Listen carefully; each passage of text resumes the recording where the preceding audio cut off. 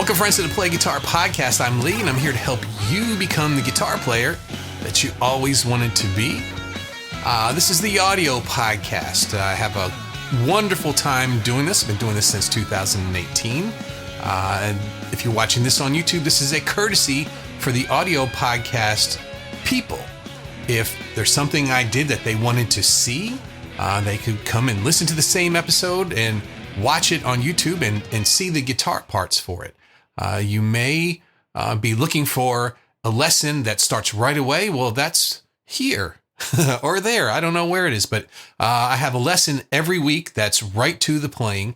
But this is a lot of getting into why things work. There's a lot of talking about this. Teaching. Let's get into it today. Some players rip through solos very fast, super lightning speed. Not David Gilmour. He will hold one note and change everything. Makes the world stop, right? Makes your dreams come true. So today we're looking at the real reason that he can do that. It's his bending of the notes. That's the big deal with him. He bends notes in a way that feels so powerful, and you know, it builds this emotional phrasing.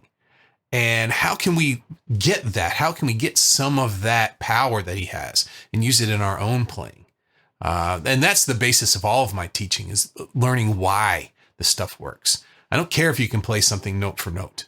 I can do it. I have a couple songs that I do that, but if I screw up, I don't care. If I decide to do something different in it, I actually enjoy that more. Why? Because I understand how the song works. I do understand why people like to play it note for note. They like to see if they can do it. And you know, it's a conquering kind of thing.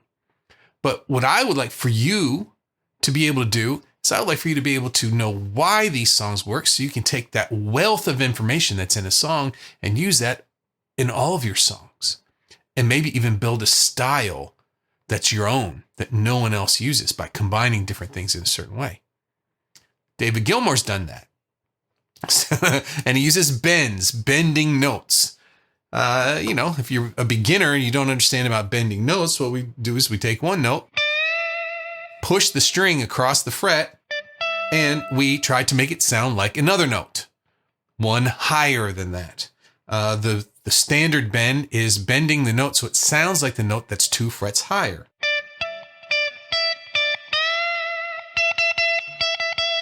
And you can hear that it's not an exact science, but you try. You try to match that pitch. Most beginners, when they start to bend notes, it's just good enough that they've bent it. It's, hey, look, I did it. I bent the note. The problem is, it's still a note.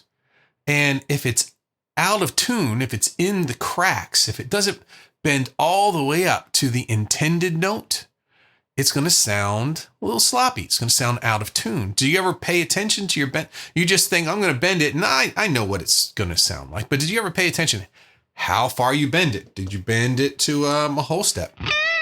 Did you bend it to a half step? How about a step and a half? Even farther. A major third. Bending notes is one of the joys of playing lead guitar. And there's a master at it, and it's David Gilmour. His bends stand out. They're wide. He does. In fact, we're picking apart today in the lesson the middle part of the time solo. I've split it into 3 parts.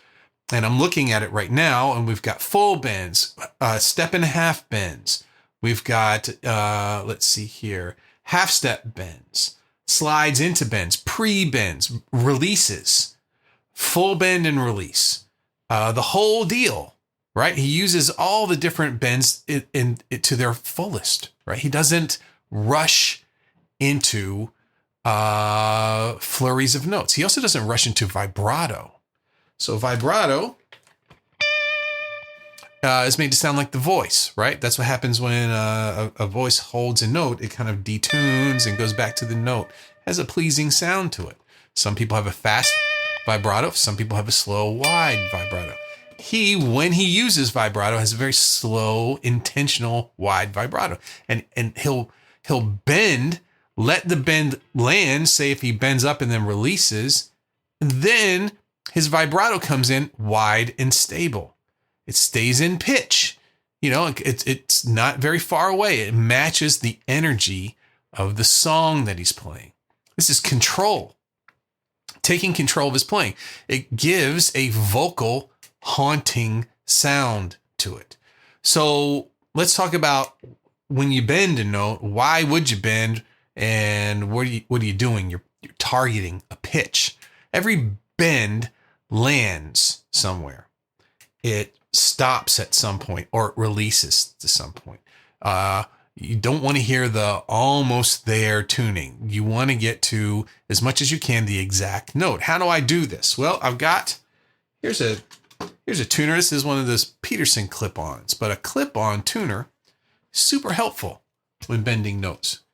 Put her on there, turn it on, and you can see, okay, if I'm at the 15th fret and I bend, this is a D note, and I want it to be a whole step in. I'm going to bend up.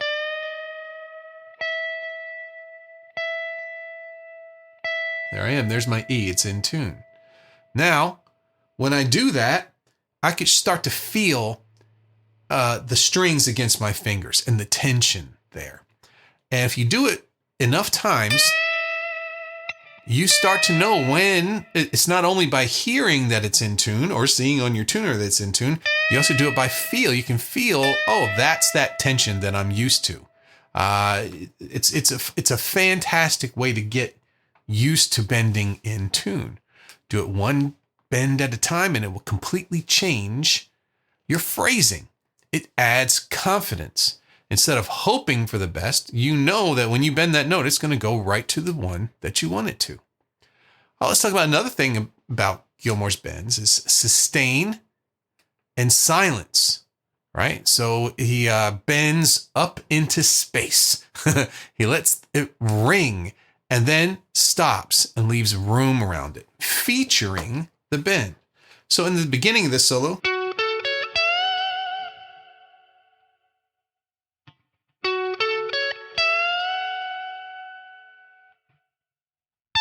there it is. All right. There's a little bit of a gap between that flat seven bending up to the root. Then there's we put the pinky up on the other 17th fret. This is pattern 1 of F sharp minor pentatonic, by the way. Let's see here. There it is. And then we have we do the bend. We have a little space. We hit a note, and then the note that we have already bent, we're going to hit that again as a release. So you're not hearing it being bent. It's already bent up there. It's already where you want it to be, and it's released. And then we play that note 2 more times.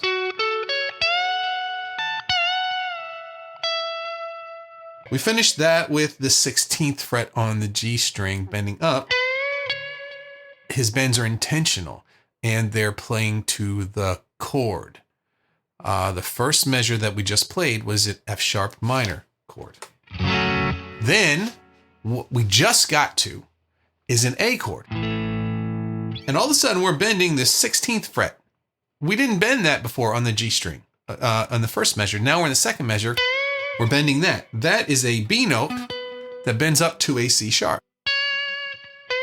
So the C sharp is the major third of A. It's the 5th of F sharp, but it's the major third of A. It has a sweet sound to it. Pick that on purpose. And then he starts doing several bends in a row before resolving it back to the 16, which is the B. And he bend up, bend up, bend up, bend up, down, and then lands on the 16 when it's not bending. And it happens to be in the third measure where we have an E major chord.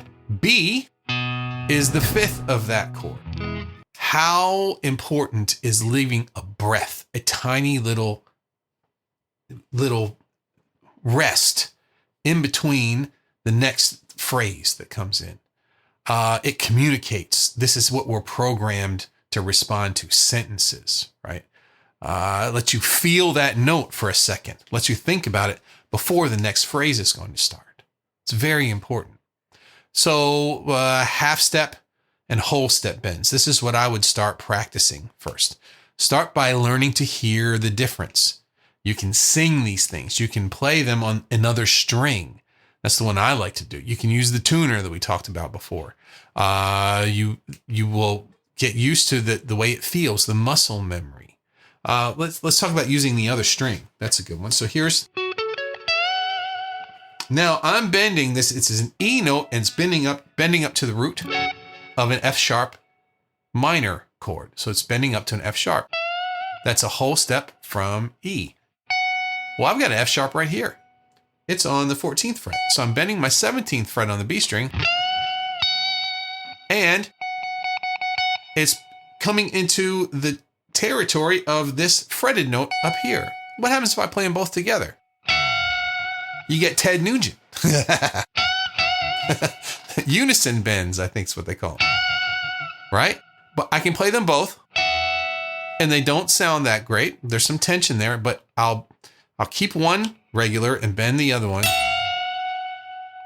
until they start. It's hard to get that. There it is. Until you hear the waveforms stop being wobbly and it flattens out. Then you know you're in tune. I do this all the time, even with singing. There's a song that we're playing. We just played the other night. I'll tell you about that at the end of the podcast. Get a little catch up there. It's has an E minor 7th chord, and the melody note is a D. It's the flat 7th over that chord.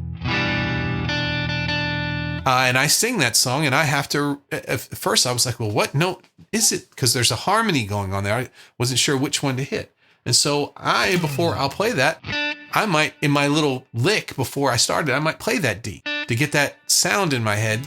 So then when an E minor 7th or the E minor chord comes in, I've got my note right there, right? Okay, so don't assume the bend that you're playing now is accurate. You want to start checking it right away. You want to get used to that. Get your ear ready for it. Okay, let's talk about releasing bends and resolving them. So don't just drop a bend. Land the bend. So some people you'll see they'll bend up, not all the way, and when they'll release it, and they won't let it go all the way back to the note it came from.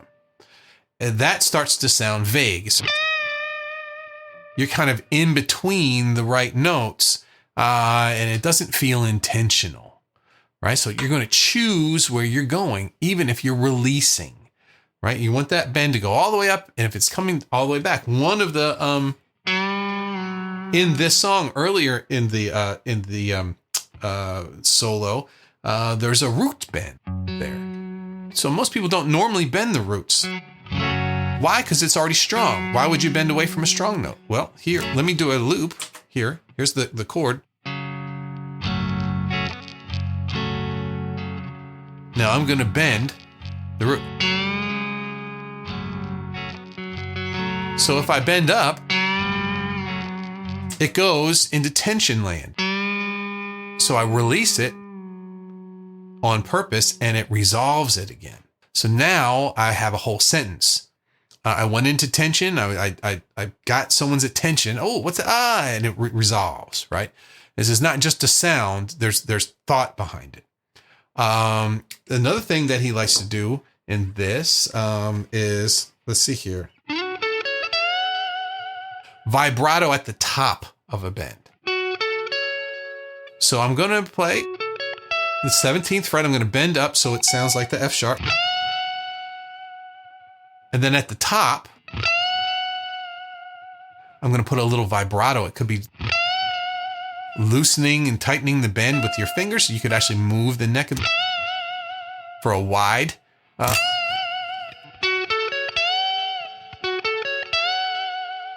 There's a fast one. That's nice. This is a bit higher of a skill level. First, try to get your pitch solid. Then start working on that vibrato, which is going around that note that you want to hit. You're surrounding it. You're going above a little sharp and a little flat. And by doing that, you get some emotion out of the bend. It's not just sitting there. You can use wrist motion. You can, fingers when you're bending, that vibrato from the fingers, it's pretty tough to do. You have to have some strength from that. That's something to move up into, but just using subtle movements, but time the vibrato with the rhythm of the song. Okay, so about applying this to your playing. I want you to start with just one bend.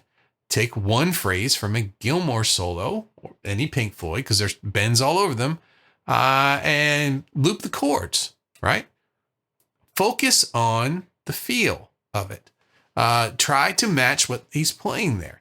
Don't add more to it. Try to say, okay, this is what he did. I may not do that myself, but I want to be able to do that. It would be nice to know, hey, I can do that if I wanted to, right? Don't rush. Don't add more to it. Play it over and over again until it sounds intentional. Okay. Licks. Licks. Everybody likes guitar licks, right?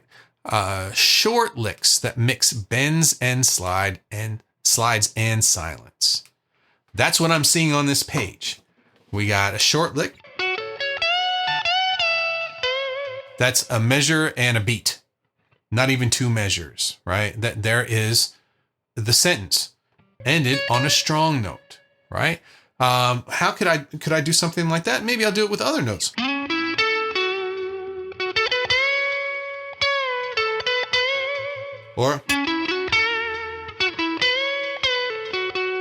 Or I could start with bend. Well, that was a pretty cool one. I did a lot of pre-bends and releases there. Keeping these very simple, making small licks. And this is something you should do in your practice. Anyway, take a nice lick that you like to play and see how many licks you can make out of it. How many subtle little changes you can make on that lick to give you something new. And you may stumble across something that's your style. Very interesting to do. You're going to start to sound like you're speaking when you have these intentional things that you do, not rambling.